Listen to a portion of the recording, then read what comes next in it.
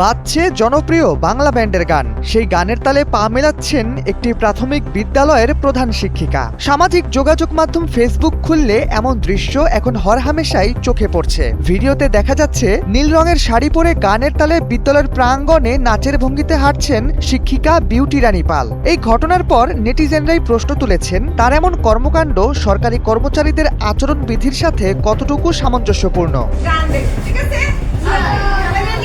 জানা গেছে, সিলেটের ফেঞ্চুগঞ্জ উপজেলার পিটাইটিকর সরকারি প্রাথমিক বিদ্যালয়ের প্রধান শিক্ষিকার দায়িত্ব পালন করছেন বিউটি রানী। গেল 23 জুন তার ফেসবুক প্রোফাইল থেকে নাচের ভিডিওটি পোস্ট করা হলে রীতিমতো ভাইরাল হয়ে যায়।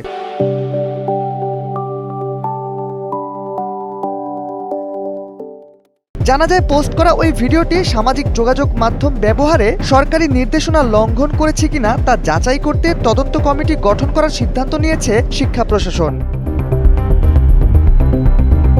এদিকে ভাইরাল হওয়া ভিডিওটি নিয়ে ফেঞ্চুগঞ্জ উপজেলা প্রাথমিক শিক্ষা কর্মকর্তা মোহাম্মদ সোহেল মোল্লা গণমাধ্যমকে জানিয়েছেন, তদন্তের মাধ্যমে যাচাই করা হবে কোনো ধরনের আচরণবিধি লঙ্ঘন করা হয়েছে কিনা। প্রতিবেদন হাতে পাওয়া গেলে পরবর্তী প্রশাসনিক ব্যবস্থা নেওয়া হবে বলে তিনি জানিয়েছেন। তবে তথ্য বলছে, বিষয়টি এখন আর সামাজিক যোগাযোগ মাধ্যমে সীমাবদ্ধ নেই, এর রেশ পৌঁছে গেছে রাজনৈতিক মহলে।